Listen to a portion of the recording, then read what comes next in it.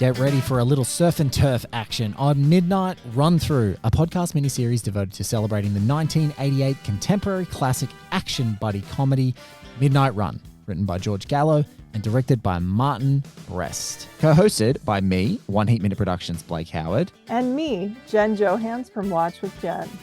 Each week, we'll explore the film we first bonded over when we became friends in 2019 by surfing through an incredible roster of guests from journalists to novelists and beyond who love it as much as we do. Digging into Serrano's finances and Alonzo Mosley's FBI files, come with us on Midnight Run Through as we crisscross the United States with the characters played by Robert De Niro, Charles Grodin, John Ashton, Yaphet Kotto, Dennis Farina, Philip Baker Hall, Joe Pantoliano, and company on screen. Today, our guests are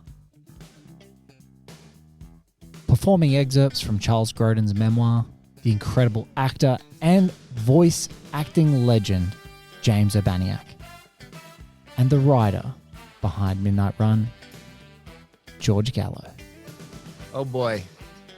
Jan Johans and I have been doing the Midnight Run Through project for some time now, and it's kind of crazy and an honor and totally overwhelming to finally ask this question to this person. George Gallo, why are you so unpopular with the Chicago Police Department? Thank you so much for talking to us today. My pleasure. And the answer is, that really doesn't concern you. Wasn't that his response? Yeah. It's the beginning of like 3 or 4 responses over and again. But I think that's a level setter. If you're in a room and someone maybe mentions Midnight Run and you kind of overhear it, you sidle up to them, you just nudge them and say, why are you so unpopular with the Chicago Police Department? I'll tell you a crazy story. Do you want to hear a quick crazy story? Yeah, of course. Of course. Okay. Always. As I said prior to us starting, I despise flying, which is one of the reasons why I wrote the movie, because I'd driven cross country so many times and taken trains. And, if I had 3 days to get somewhere, I would take the Amtrak as opposed to flying, because every time I got on a plane, it just took like a year off my life. So I just, I'm not doing that. So I'd rather just get on the train and have a couple of drinks and wake up, look out the window. Oh, look at that. That's Albuquerque. And have some dinner, fall back asleep and look out the window. Oh, look, that's Chicago. So anyway, but I was in Union Station across from Union. I was switching trains. I was coming from New York to Chicago, and I had like 3-4 hours to kill. And there was a bar across the street. This makes me sound like an alcoholic already, but there was a bar across the street, and I said, well, I might as well have a drink and get something to eat before I get on the train. And this is not made up. This story is totally true. I go to this bar. The place is basically empty. It's around 3-4 in the afternoon. There's a couple 3 guys there at the far end of the bar, and one takes out a $20 bill and says, do the litmus configuration. And I went, holy shit, if these guys only knew, and they started doing the bit. I run. Oh my gosh. Yeah, and I said, hey guys, you're doing it wrong. And they were a little hammered. They go, oh, what do you know? And I went, guys, I wrote the movie. And they were like, get out of here. I went, oh, swear to God, I wrote the movie. Well, before you know it, I was very popular, and they bought me a round of drinks. So. Fantastic. Yeah. I was shocked. That really did happen. God, that's amazing. You find good people everywhere, George. Even at a bar outside a train station late in the evening, you find good people. They're the kind of people that Jen and I are. We're doing the litmus configuration in the corner of a restaurant or a bar. I'll tell you one other crazy story, because there's a million of them. I mean, if you don't mind, Please. I was with a friend of mine. We went back east. I was with a buddy of mine, and we were driving around, and he was from out here. And I said, hey, I want to see the house I grew up in Port Chester, New York. And, I hadn't seen it like in probably 15, 20 years. And so we start staring at the house. We look like we're casing the place, like we're going to rob it, like thugs. So I said, I'll just go to the front door. And I went to the front door and I knocked. A really nice guy comes to the door, and I said, look, he looked at me like I was selling something. I said, I grew up in this house. and he went, oh, really? He will come in. So and I walked into that, I'll make the story quick. So I start talking to him, and they've got all these DVDs on the wall in the TV. And one of them was Midnight Run. And I was like, isn't that nuts? I grew up in this house, and then a movie that I wrote is on a DVD in this same house where I was a little kid, just dreaming of wanting to be a writer, and so I thought that was sort of an interesting footnote, or whatever you want to say. That's amazing. It was one of the movies I watched the most as a kid. I was a weird kid, I guess. And I was a huge fan of Robert De Niro and had a crush on De Niro when I was in middle school. So you can imagine how popular I was with the Chicago Police Department and everyone. But I loved Midnight Run. And we've talked to so many people, like authors like Megan Abbott and William Boyle, who have memories that are similar. Remember seeing it all the time on HBO and quoting it, and you'd find other people who love the movie. So you wrote this thing that I think, the alchemy, it kind of bonds all of us, and it's great. Yeah. I'm obviously I'm honored, and I wished I knew what I did. I just people have asked me, and I just sat down and wrote the movie I always wanted to see. That's really what I did. It's so lovely, because even before we hit record, you just talking, some of your turns of phrase just bring a smile to my face. Just the line of, a friend of ours is now living in Pittsburgh, and you went, on purpose. And I just was like, that's the most George Gallo line. It's straight out of it. It's perfect. It's perfect, George. Thank you. It was an acquired taste growing up in my neighborhood. So some of the guys in my, it's funny. My dad, who had didn't understand any of this stuff at all. Like, oh, you want to be a writer? What are you thinking? Yeah, I'm going to go to Hollywood. I'm going to be a screenwriter. Yeah, sure. Anyway, but when my dad saw the movie, he said, they paid you for that? Yeah. He goes, it was like listening to your horse shit for 2 hours. Well, yeah, that's pretty much what it was, Dad. That's funny. But he was very proud, but that he was just that guy. Yeah. Well, Jen and I both, if there's one thing that we do separately and together, is voraciously read and research any project that we're on. And I found a wonderful interview with you and Mike Fury from some time back, where you were talking about, and I'd never read this before, so I had to talk to you now today about it, is that the relationship between Jack and the Duke, you said, was kind of like the way your parents talk to each other. Yeah, it was based on my mother and father. That's true. And I would love you to talk about that, because when I read that, it was like it unlocked something completely new. I was like, what is this? Why do I love this? It's just the bickering, but from the place of love has always maybe been there. And I wasn't connecting the dots in the countless times I've watched Midnight Run. Well, my father and mother were very different personalities. I mean, they loved each other very, very much, but there's a tremendous amount of, I would say, verbal sparring between, and trying to outsmart the other. And my father was more like the De Niro character, in that he was very, very bright, but he was highly emotional, and he had a little bit of a hair trigger temper. It's like he was always like, you could push his buttons and he would smile on the first one, but by the second one he was, he's ready to throw punches. And my mother was a lot more like Charles Grodin. My mother was very intellectual, very quiet, and she was like a snake. She would just wait and then strike, and she knew exactly what buttons to push in my dad.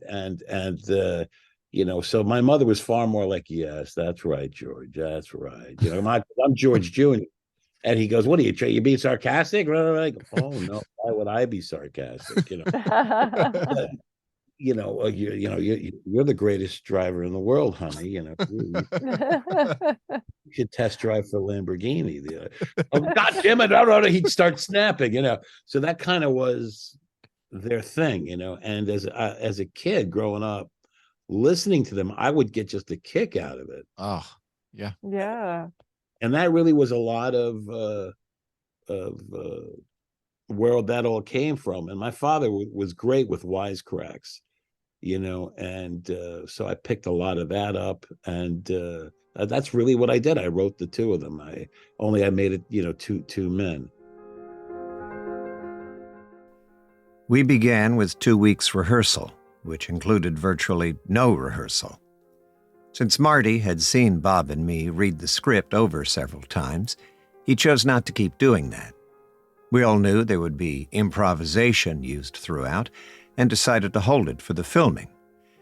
The time was used carefully, going over the rather intricate script, being sure we all agreed just where each necessary piece of information was revealed.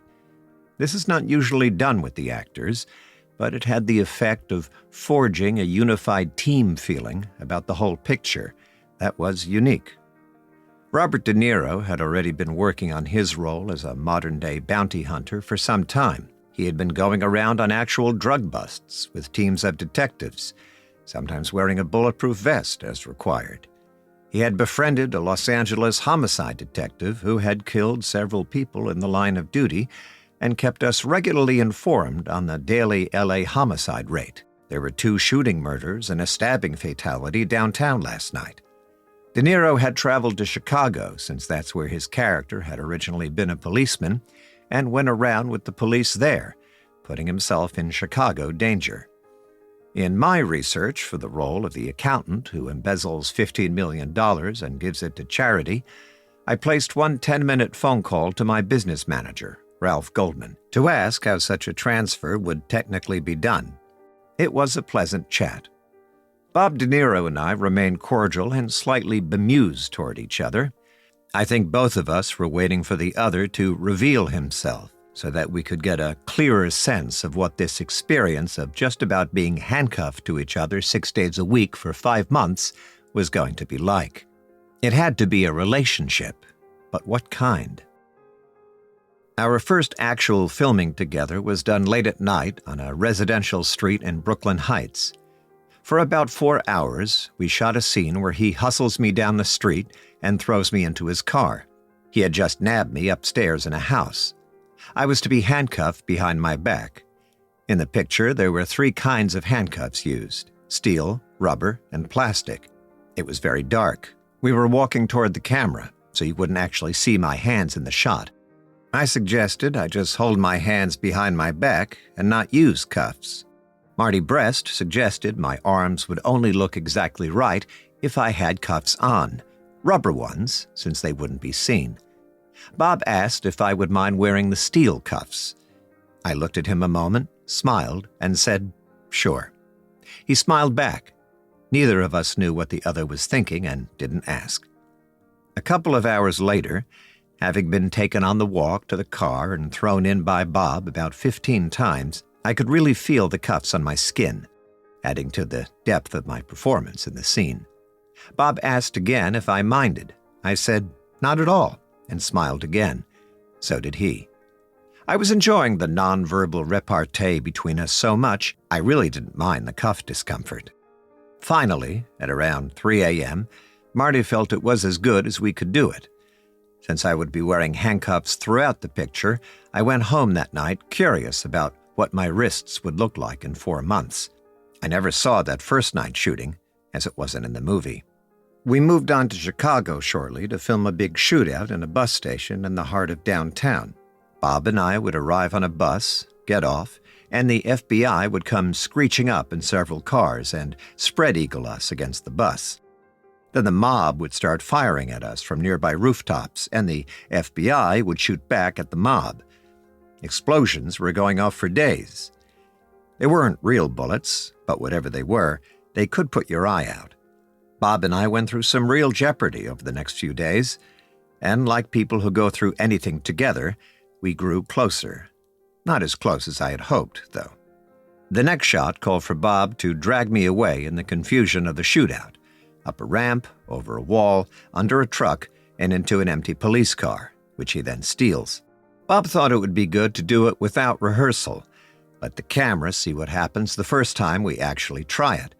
We headed up the ramp, but since Bob is up every morning working out at 4:30, he moves a little faster than I do.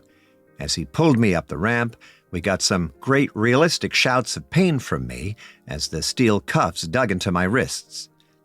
We got over the wall reasonably okay, although I quite sincerely improvised, "It's way too high." When he dragged me under the truck, I realized that unless I fell flat on my back, I would crack my head on the truck's underparts. Bob can crouch lower than I can too, so I quickly went on my back. He dragged me under the truck, threw me head over heels into a police car, and then sped away. At the end of the first take, he stopped the car and looked at me. "You okay?" he asked, with genuine concern. I looked at him for a long moment, and then said, "Let's talk." The only thing I felt I had to change was that we had to stay closer together with the handcuffs going up the ramp, in deference to my limited blood supply. The rest I felt I could do again. Just. We did the whole scene about 10 times more before we called it a day. I still have the scars. I heard that you ran into Marty Brest, like you were coming out of Simpson's office and kind of just ran into him and gave him like an idea you were thinking of at the time, a bounty hunter. And how did all of that come about? It's funny. I just told that story recently to somebody else. Look, this is why I definitely believe in the big guy upstairs. This was a total kind of a freak accident. I knew Marty pretty well. I'd met him a bunch of times, and in that Hollywood hello goodbye. Yeah. And I was a young writer. I just gotten out to LA from New York. I'd say 4 years earlier, and I got very lucky early on in that I came out with 3 scripts under my arm, and one of them was this movie Wise Guys that I had written. And the agent sent me on meetings, and I sold Wise Guys to MGM, and that movie got made. De Palma. Yeah, the De Palma movie. So I had a little bit now, I guess, of a reputation as a young writer because I had a movie made, and I was 28 years old, 29. Wow. Yeah, and I started, and then I wrote after Wise Guys. I wrote Bad Boys. I wrote that one first. It just sat around forever. Wow. Yeah, Gosh. and I sold originally to Paramount, and then it wanted to turn around to Sony. But I had a meeting in Simpson Bruckheimer's office, and it was actually with Simpson, who was completely nuts, but a great guy. That's good. He just loved movies. Loved movies. You don't see too many guys like that today. I mean, this guy just lived movies, and today a lot of the people I meet with, they have a film history of 18 months. Yeah. And if a lot of times if you start talking about The Exorcist or their eyes glaze over. They've heard it. They don't really know it. Our eyes glazed over when we were like, oh my God, we're here to talk about Midnight Run, but we could probably do 3 hours on De Palma. Like we both just like we've got a friend who's one of our dearest friends is writing a book on De Palma, and we literally heard his head explode somewhere in the universe in LA. Wow. And we're like, oh my God, okay, let's get back to the topic at hand, which is your history. Right. So then back to Midnight Run. So I was meeting with Simpson, and I had I left my car keys in the office. So then I walked back to get the car keys, and then I came out, and it was perfect timing. So this is why, like I say, I believe in kismet or whatever. There was Marty Brest walking through the parking lot, and he goes, "Hey, Georgie, what are you working on? What are you doing?" I says, "Well, I just finished this thing, Bad Boys, which originally was called Bulletproof Hearts." And he goes, "Yeah, I read it. They gave it to me because he had directed Beverly Hills Cop for them." Yeah. Yep. So love that movie. Yeah, it's great. And he was their go-to guy, for anything in that genre. And he said, "Yeah, I read it. It's really good." He goes, "I just don't want to do 2 cop movies." And he said, "Well, what else you got?" And I said, "I'm working on this bounty hunter thing." And he goes, "What, a Western?" I said, "No, they have bounty hunters, bounty hunters, which wasn't that much in the zeitgeist then, And he goes, well, what do you got? Tell me the story." I says, "Well, I got about 53 pages in the car," which I used to type on an IBM Selectric, and then I'd make notes all over it, and I would drive all around with it in a folder, and I would work on it in coffee shops. I said, "I happen to have it in the car." So I went out, he goes, "Well, let me read it." I said, "It's not finished." He goes, "Oh, no, I want to read it. I want to read it." So I went to the car, I gave him the pages, he went into his office, And then I waited around the lot. I started, talking to people. Mhm. One guy was Waylon Green, the screenwriter who wrote Yes. Wild Bunch and Wow. Sorcerer, the Billy Friedkin movie. So he was a buddy. So I talked to him, and then about an hour and change later, I went over to Marty's office, and Marty said, "How does it end?" I says, "I don't know." I says, I just know he lets him go in the end. That's all I know. And he goes, "I want to do this." I went, Oh. "Okay, you're not going to get any argument from me." But so he goes, "Well, finish it." I went, "Okay." So then I finished it, and the rest is history. And I read you were inspired by reading about a real mob accountant who didn't know he was working for the mob. And Yeah, that's true. Yeah, that's true. I'm always reading stuff, and yeah. and it's always I'm always that would make a good movie, or that would make or that's an interesting situation. I mean, most of the things I think that become movies, or things that you end up writing about, they're not because you were searching for something. It's some offhanded comment somebody makes. Like Yes. on Midnight Run, I'll tell you where Midnight Run came from. I was having lunch with a cop, great guy named Stanley White. And he was my tech advisor on Bad Boys, and we got to be buddies. So we were having lunch on Sunset Boulevard, and he said to me that he had to go to Florida. He had to fly to Florida to pick up a prisoner and bring him back to Los Angeles. He said, but the effing guy won't get on a plane. I said, "What do you mean?" I said, right away, ding, ding, ding, ding, ding, ding. Yeah. What do you mean? He goes, "Well, if the prisoner doesn't want to fly, it's against his civil rights for me to force him onto an airplane. So I have to drive back from Florida with this effing guy." And I said, "Well, what's that like?" He goes, "Well, you're alone. It's me and another cop and him, the perp." And he goes, "And over time, you start talking the way any three guys would in a car." Yeah. And you're stuck for 5 days. So you talk about everything. You talk about wives, girlfriends, things you wished you could do differently. And I said, "Man, there's a movie in here somewhere."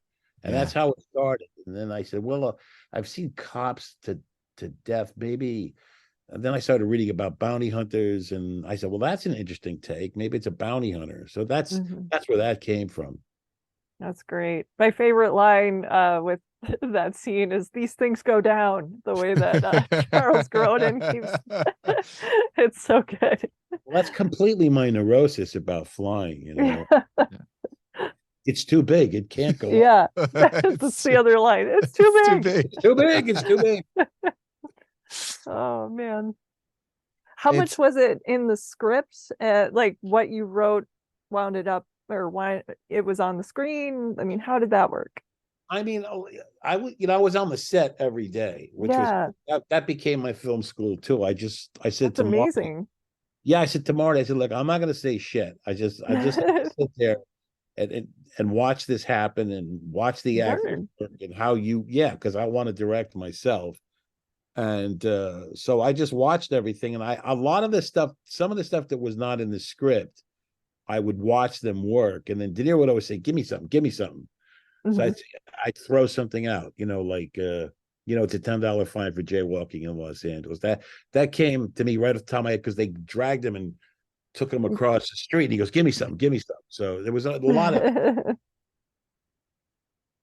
God, I can't imagine for a young writer to be there on that set with those guys. I mean, so when Marty grabs it and you've learned that De Niro is going to be in it, was it as big a deal in 1988 that you're working with De Niro? I mean, you just come off of, selling something to De Palma. You've got this amazing script, Bad Boys, which becomes a decade-defining action movie in the preceding decade, right? In the following decade rather. And you got Marty Brest, the biggest action director at the time, making your movie. How many out of body experiences were there on that set for you?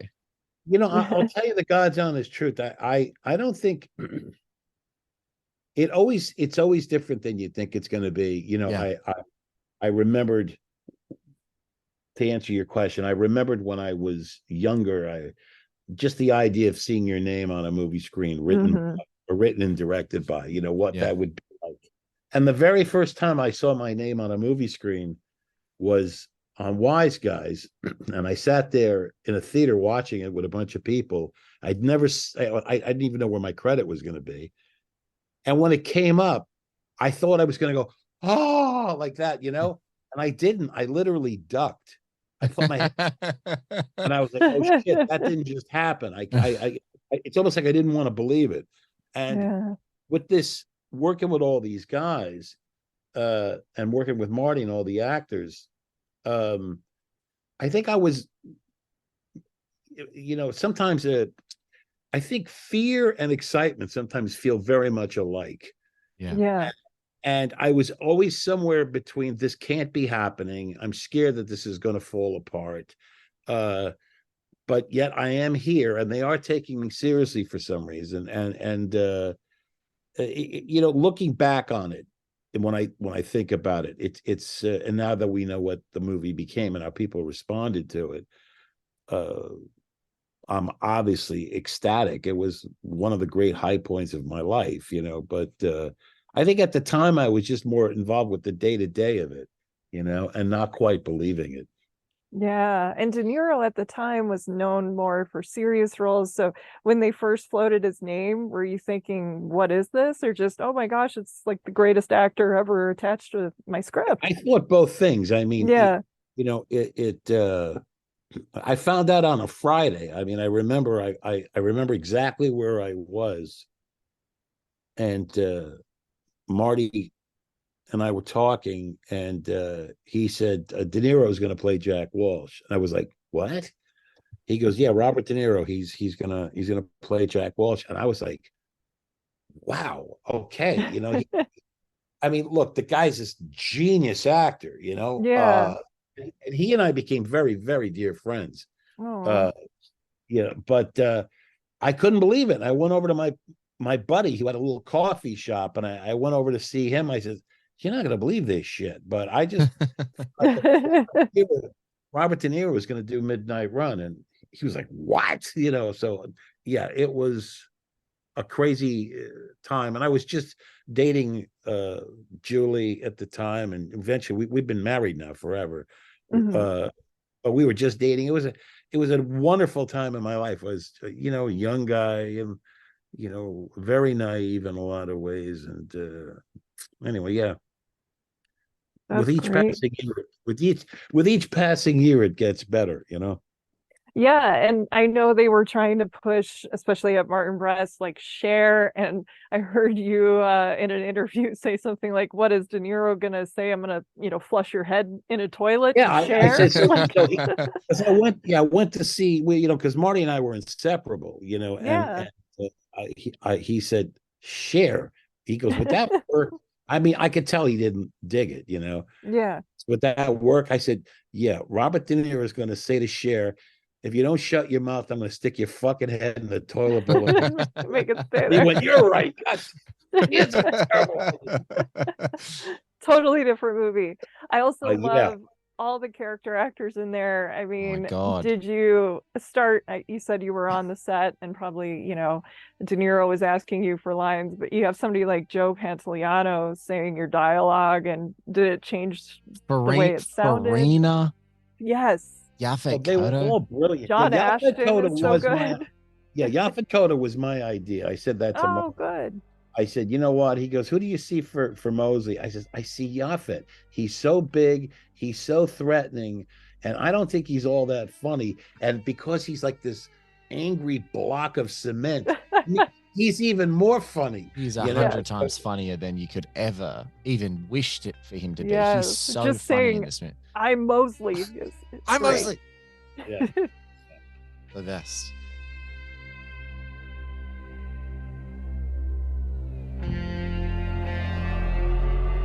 We'll be right back after this quick break.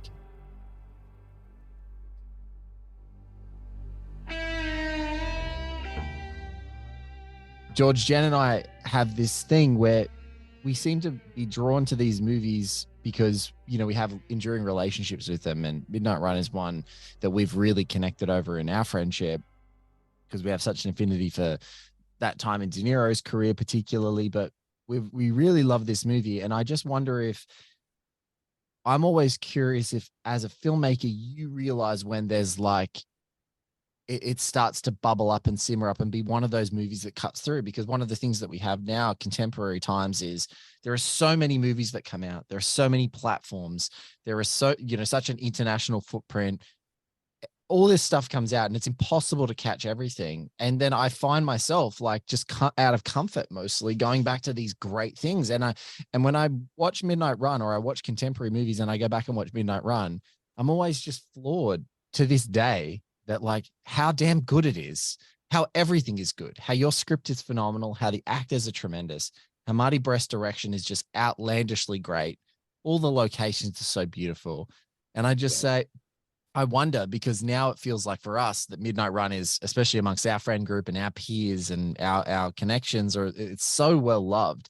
But I wonder, like, was there a time that it sort of hit at the time that it was released? But when did you start noticing that it really had a stranglehold in culture? Because you've been part of a couple of massive movies that have had like a stranglehold on culture for X amount of time. Like Bad Boys had like a decade, of this massive decade from 95 of having this huge pop culture influence. And I just wonder, like, when did you feel like with Midnight Run, people like us started, whooping in audiences and those sorts of things? And when did it start to sort of change for you, or has it always been there?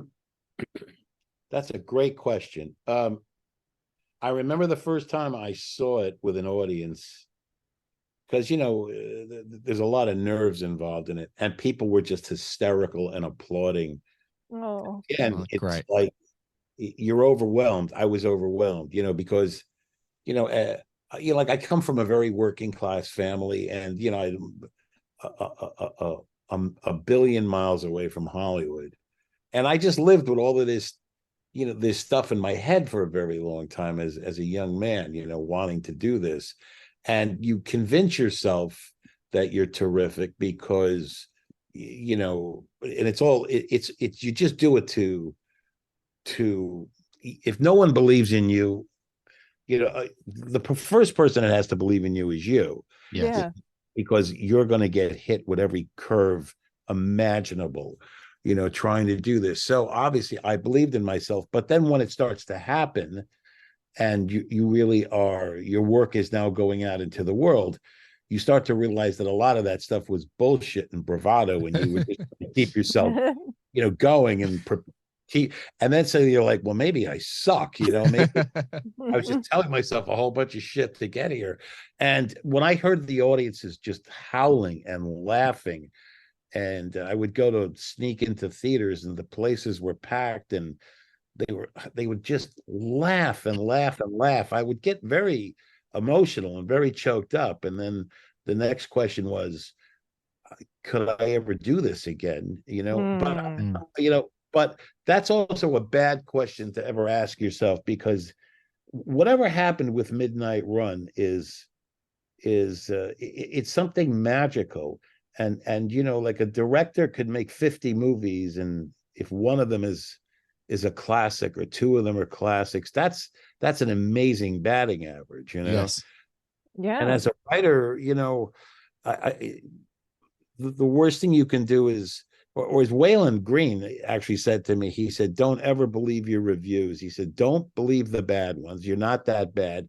And don't believe the good ones, because you're certainly not that good. He said, so don't get caught up in that shit, and just keep trying to tell the truth, to the best of your ability. Absolutely. You said you always were interested in films and filmmaking from a young age. Were there, did you have a first favorite movie that kind of set you on this path? A first favorite movie. Well, you ask great questions. I'm also a painter. I think you know that, right? Yeah, from local color, which is great. Thanks. And anything with the arts or music, I learned a whole bunch of musical instruments. Anything with the arts, I just gravitated to, which is, I'm a big guy. I'm 6'4", but as far as sports go, I was the all-time worst. Like if you threw a ball at me, same, tall and just uncoordinated. Yes. Like if you threw a ball at me, I would be like, oh, fuck, no, please. What do I do now? But writing, directing, give me a guitar, I'll figure it out. Those things just came naturally to me. Mm-hmm. And but a first movie, I didn't know that I wanted to make them, but I remember the first time I saw The Treasure of Sierra Madre with my Oh, wow. and I said to myself, God, what a trip you go on with that movie. Yes. What an amazing journey. And then they say goodbye to each other, and they'll never see each other again. Those two guys, they ride off in different directions, and that music swells. And so that obviously it touched me very, very much, and it stayed with me. And then I remember as a kid, I saw It's a Mad, Mad, Mad, Mad World in the theater Oh, yes. with my mother and father, and I'd never seen anything like that in my life. Those Mm-hmm. car crashes and planes flying through billboards, and I was like, that obviously those coals were already being stoked, Yeah. and but then it was a great time in American cinema, like around 1970, which puts me at around 14, 15 years old. Mm-hmm. Out comes The Godfather and The French Connection, and Serpico, and then Dog Day Afternoon, and Mean Streets, and it was like the filmmaker had a voice. It was like a true artist, and I love Sidney Pollack. Sidney Me Pollack's too. One of my Yeah. favorites. Yeah, Yeah. Sidney you was a just. good friend. Sorry, Oh What? no, please go, George. Sidney was a good friend of mine. Oh. He gave me the greatest advice. I've said this in other interviews, but I got to know him very well. He kept going. He goes, "You're a funny guy. You're a funny son of a bitch, George." So when I got a chance to direct my first movie, 29th Street, I said, "Sidney, you got to give me some pointers." He said, "Get good shoes." I went, "What?" Oh, yes. He says, "Your feet are going to kill you by day 2, day 3." He says, "You think I'm kidding?" He says, "Get good shoes." I went, "Okay, what else?" He says, "Don't be afraid to let the movie become what it wants to be." And I went, huh. And his whole thing was, you've got the screenplay and you've got the actors, and but the movie is not going to be the script. The movie's going to be something else. And Mm-hmm. so if you're getting a laugh, if you're seeing something working, if you're seeing some magic happen, he said, don't be afraid to chase that. Yeah. He said, don't say, "Oh, I can't do that because because that won't work because blah blah blah." He said, don't be afraid to chase those things, because Mm-hmm. allow the movie to be what it wants to be. And I often think, because I came from an art background, that's also very true about painting. A lot of times you're working on something and you lay down a color and it's not at all what you had in your head. You go, Mm-hmm. oh. So, but to say, that looks pretty, or that looks interesting, maybe I could do this. And then suddenly you and the painting are having a dialogue. And it's the same thing when you're making a film. You try to have a dialogue with it. You go, oh, okay. Anyway, I hope I'm not babbling too much. No. No, it's wonderful. When you were talking about guitar, George, because I dabble sometimes with guitar, and I usually sometimes just sit down and pluck my guitar while I'm watching a movie, just like mindlessly tinker on scales, going back and forth. And as you said, sometimes it's like you're playing the notes on a song that and you mess up something and it sounds great, and you go, well, that sounds great. Like it's just an accident. It's like, oh, I think most things come from that. I mean, Yeah. look, a lot of medical breakthroughs come from that. Yes. They were trying to fix one thing and they grew hair. Yeah. Then the same thing. You see, there was a famous chef. I don't know which chef it was. I read very recently. He says, "I don't make mistakes in the kitchen. I just create new recipes." I love that. Yeah. Yeah. God, I actually think that if I was looking for the Venn diagram of what Midnight Run is, it is the mixture of a mad, mad, mad, mad world and Treasure of the Sierra Madre. A little bit. It's- You can kind of see Yeah. that. You can see that. You can see it so clearly now that you said it, George. And I'll tell you another thing. There was another movie that I'm sure you guys know it. The original Taking of Pelham 1, 2, 3. Oh, yeah. love that film. Love it. It's in my absolute top 5. For me, it so caught what New York City was at that time, and it and there are some references to that movie in Midnight Run. I'll tell you what they are. There's a line in the Taking of Pelham 1, 2, 3 where he says, $2. I wish there were $2. It's $1 million. It's a 1 with 6 zeros. And there you go. I put that in Midnight Run. It's a 1 with 6 zeros. And then there's another one when De Niro is on the phone and he says, Harold Longman, please. Do you remember that when he's getting that phone number? Yeah. Harold Longman's name was mentioned once in Pelham 1, 2, 3. It was the character that Martin Balsam played. So that's amazing. Yeah, so that is so good. I love these tidbits. I love them. Okay. Well, then he says, say hello to Julie for me, and that's my wife's name, Julie. Oh, that's good. And I'm the cab driver at the end of the movie. Did you know that? I did not. No, I didn't. Looks like I'm walking. Wow. At the end of the movie, when he goes, you got change of 1,000? Yeah, that's my voice. What are you, a comedian? Get out of here. That's great. That is that's a cameo for the ages, George. Thank you. That's a cameo for the ages. What was it like? I know Charles Grodin came later. He was ripping off De Niro, and you were watching that. What was the whole process of casting the perfect person there to be De Niro's foil like? Well, Marty has something that I don't have. You know, Marty has patience, and I'm not a very patient person sometimes. Like, he will read 20,000 actors, you know, and I've directed, 14, 15 movies. After 10, I want to rip my eyeballs out, and he just takes his time and takes his time and takes his time. And so we met with every actor in Hollywood, because you have to remember Robert De Niro he's still Robert De Niro, but yeah, I'm saying at that time he was at his probably most mythic place in his career. And every actor who read that script wanted to be handcuffed to him for an entire movie. Yes. If you think you're with him in every single scene. And so everybody came in and read. I mean, Bruce Willis came in and read, and wow. And then he went off and did Die Hard, which opened the same day as us. I heard that. Yes. And they beat us at the box office. No. Yeah, but just another little movie in competition, as you said, a bit of a purple patch in American cinema. Just a little movie called Die Hard. Yeah. And what's crazy? They were afraid of us. I didn't know this, because Marty later told me that they were called, because they knew that Midnight Run had tested through the roof. They kept doing these previews all over the country. They kept testing like 95, 97, 98, these insane numbers.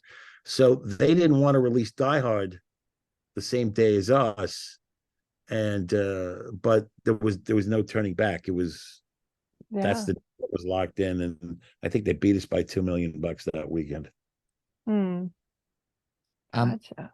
Well, so when Charles Grodin is actually there, you're on set watching him, and Marty's patience pays off. Like, did you ever have a moment where you were like, oh, he's so much different, but maybe perfect? Because that's the thing, we've talked about how hilarious this movie is and how quotable it is and how fun it is, but oh man, the emotional center of this thing, that the more treasure of the Sierra Madre in the terms of our conversation, in the framing of our conversation, moments of this movie, I feel like that's the stuff that like knocks me out now that I go back to it so frequently, especially for this project, is just how good he is, how good they are. When Jack goes and visits his wife and his daughter, those moments of the movie just level me, George. Like, and I'm usually, one moment I'm cackling and the next moment I'm welling up. And I just wonder, like, when did you know, like you said, the alchemy, we talked about before, this alchemy of this movie, when did you know that alchemy was just crazy? I'll be, again, look, I'd love to bullshit you and I saw it from day one,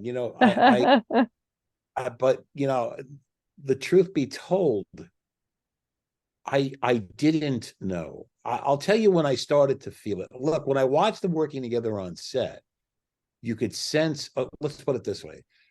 I caught myself laughing a lot, and I believed everything I was seeing. That's good. But, which is always the best. Do I believe it? Do I? And I was so happy that nobody was mugging it up and being silly. Yeah. With just playing it all straight. And so I had an idea, but then again, I did not have the opportunity of seeing anything I'd written except one other time, be put together, and I kept thinking to myself, I sure hope the story's going to work. I sure hope it's not too complicated, because it is a fairly complicated movie. It is. It's all based on backstory. It's all based on past relationships, and is it going to seem too much exposition? Because there is a fair amount of exposition in the movie. But just to be fair to you, like you said, you put, from that inspiration of this story of your tech advisor, you put a couple of guys in a car for 5 days, they're going to start talking. And what are you talking about? You're going to get exposition. It's the mode of the movie. Like the function of the movie is you're going to sit there and start talking about stuff. And you're going to want to penetrate deeper than that passive, like little, airplane, what do you call it? Like David Fincher called it in Fight Club, those throwaway, those single serve, friendships over one flight. 5 days is different to an hour. Yeah, and Charles Grodin in his memoir actually said, he was in Heartbreak Kid, he was in other things, and he liked those roles, but he said this was the role, the three-dimensional, like the most three-dimensional and human character he had played, and he still considered for years that this was like the best character. And so you have to think about that you really did make everyone human. Yeah. There's also a sense of, for me personally, one of my picadillos I'm highly sentimental. Yeah. And my wife said, I'm so sentimental. I can miss 5 minutes ago. She really said that. But, there is a sense of that in the movie, in that these two guys meet under very trying circumstances and really do grow to love and respect each other. Sometimes in chase sequences, the car with the actors is towed by a camera car. I like it that way because the other way, the actor is actually driving the car around hairpin curves or wherever. In this case, the actor-driver was De Niro. Before beginning the movie, I had read a magazine article about Bobby in which Shelley Winters was quoted as saying she was terrified in a movie she had done with Bob when he was at the wheel of a car. I saw myself as someone a little more easily terrified than Shelley Winters, so my head really shot up when I heard that today Bob would be at the wheel in a desperate getaway attempt. I will take no credit for any acting in those chase scenes. A guy who goes on real-life drug busts wearing a bulletproof vest also drives a car at top speeds as he's trying to get away. The man made no concession to anything. Confronted with that much dedication to reality, I couldn't bring myself to say, take it easy or slow down, but expressed myself again through improvisation with some pretty good heartfelt attacks on him. He had earlier proven that he could gain and lose 100 pounds or so, but nowhere in the deserved great actor literature on De Niro does it say he's a great driver. I would rate the whole chase experience as a little worse than being shot at. We had an outstanding supporting cast on the picture, including an odd couple more odd than Bob and I. The mob boss was played by Dennis Farina, who was actually an ex-Chicago police detective turned actor. One of his two henchmen was played by Richie Ferrangi, an ex-convict turned actor. Both men are extremely talented. Richie, about 20 years ago, had served time in Sing Sing and Attica, among other places, for robbery. He had turned away from that life simply because he was tired of serving time. Quote, if you can't do the time, don't do the crime, unquote. It was fascinating to watch the ex-cop, Dennis, watch the ex-con, Richie, talk about his past. Kind of like a cat and mouse who had called a truce. Richie told me that the best thing you could possibly rob, should you ever be interested, is a trailer truck full of razor blades. When I looked uncomprehendingly at him, he explained, do you realize how many razor blades you could put in a trailer truck? There was an elderly man I had seen walking around the streets of Williams, Arizona, where we were to shoot a scene in which Bob and I pretend to be FBI agents in order to claim some phony $20 bills in a bar so that we can get some money for food. I first saw the man as Bob and I were driving through the town on the way to the bar. I learned he was with us, an extra, and asked that when we do the bar scene, he be placed on a stool next to me for some possible improvisation. He looked very much at home on a bar stool in the morning, nursing a drink and sucking on a cigarette. I told him that in the middle of the scene, I was going to look at him suspiciously and ask if he'd seen any suspicious characters around here. We were supposedly looking for a ring of counterfeiters. He was to simply say no. Then I said I'd ask him if he lived around here. He was then to say yes, and I would look at him with extreme suspicion. We incorporated it into the first take. Marty Brest and everyone else loved how he did it. As the day wore on, I suggested to him more dialogue to do with me. At one point, I told him I'd ask him if he'd ever done any time in prison. He was to say yes. I'd look at him accusingly and ask what was the charge, and he was to say murder, but I didn't do it. After that, the guy was being celebrated as the hot new find of the picture. Everyone thought he was making up his lines on the spot. By the end of the day, I think he was receiving more applause and approval than he'd gotten in his previous 80 years. But suddenly all the attention seemed to be too much. He had an uncontrollable coughing fit. His blood pressure shot sky high, and he had to be raced to the hospital, all the while resisting. I want to work. I want to work. I later learned that, although he looked 80, he was the same age I was. The next day, he was back on his stool to finish out the sequence.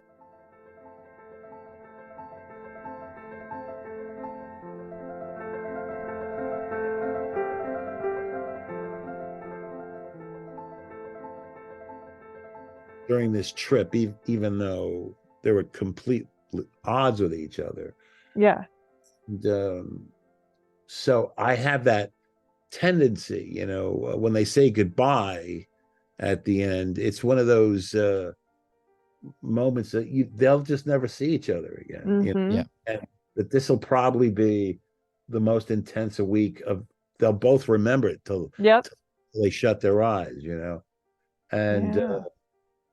So I think about those things when I'm working. I think a lot of it is, unfortunately, I don't find a lot of that in movies today. I don't find a lot of deep human connections. And I think part of the problem is the people who are younger, who are writing these things. There's two issues, if I could go off on a tangent. The one issue is, I notice this a lot in younger people, where I'll say, like when I had younger assistants, who've all, a few of them have become screenwriters in their own right.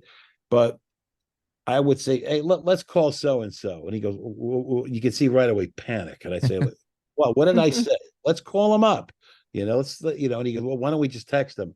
I want to hear his voice. I'd rather go see him personally. I want to smell him. I want to know what he looks. I want to hear when I ask him a question. Does he dodge? Does he? I want texting. I'm thinking I could shape things. The hell with that shit. I want human contact.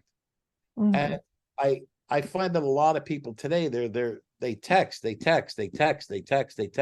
You're not going to learn shit about a person texting, okay? Mm-hmm. You're texting, it's not you, it's your representative. Yeah. So there's none of that. Human beings are at their best when they're broken in some way, when they're tired, when they're not, when they're more themselves, I guess, when they're truly their authentic selves. And those connections to me are lost in a lot of movies today. And I think sometimes it gets misread as sentimentality, but I don't think it is at all. I think it's an appreciation for being alive, because it's all over too fucking quick. And yeah. So anyway, and the other thing is, if you want to be a screenwriter, if you want to be a director, you have to go to the well. You have to look at the great films to say, oh yeah, I want to be a painter. And who's this Picasso guy? You don't want to be a painter. yeah, You got to look at Picasso and Matisse, and and Edward Redfield, the American Pennsylvania Impressionist, and George Wesley Bellows, and John Singer Sargent, and John Constable. You got to look at these people, and Monet and Renoir. You got to eat this shit up, and yeah. to be a musician, you got to listen to everything, man. The jazz, the Beatles, the Stones, blues. You got to listen to everything, and if you don't know who these people are, then you're full of shit. Yeah. And also, like you said, sometimes it's the tactile experience. Like I on 2 points, my friends hate that I call, and I call all of them. I hate texting. I hate it to this day. Yeah. I like, even a couple of times, like my wife, like very early on when we were just dating, she would sometimes like ask a series of questions and texts. Right. And a couple of times, like in a probably more hostile way, I maybe softened a little bit as I've gotten older, but I was like, fucking call me would be my 3 texts. I'm not answering 50 questions. Just call me. We can have a 10-minute conversation. It's over. Yeah. This is a pop quiz. What is this? Like, I want to have a dialogue with a human being. And the other thing is, like you said, it's when you read the books and you consume the painting, sometimes also it's just like, I remember some of the most affecting experiences in my life. I was in Paris and I saw a Monet up close, and I was like, oh my God, like you could see the waves in the oil, and you're like, Jesus, like I get, like it's there's something there. You're experiencing something. You're making an impression on your life and how you think about art in a completely different way. And all the arts and all of it. All of it. That's what's important too, is if you're a filmmaker, don't just stick with films, read, do other things, listen to music, it's like life, go out there, call people. Yes. Call people. Well, but you can't look, maybe people feel like they lose control. Yeah. But you're not in control. Control is a myth, so give it up. Very much. Yeah. Okay? A rock will come out of the sky and hit you right in the fucking head. You can't control shit, so just stop going there and engage. Yeah. I remember what we were talking about. I remember when De Niro, when I met him for the very first time, and I met him simultaneously with Marty. Marty was in the room and I was there, and then Robert De Niro walks in, and I have a habit. And I make fun of it. My wife makes fun of it. When I get nervous, I can literally verbalize my worst thought out loud.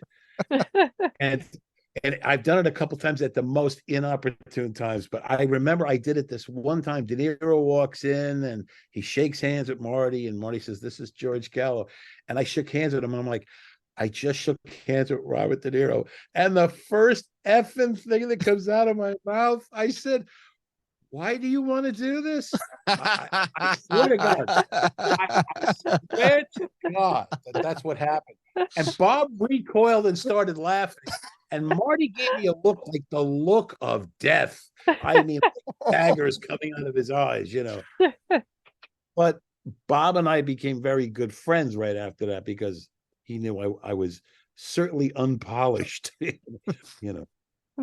You're genuine. Yeah, I suppose. The best. Well, we're really happy and honored to be engaging with you, George. Thank my you so God. much. This is a treat. Our hearts are very full today, George. Thanks to this. This is just it's a delight. So rare things are a delight, but you are delightful, and this is a delightful conversation, and we are so honored. Tell my wife. I think she forgets. Tell mine. I will. Say hi to Julie for me. Yes, say hi to Julie.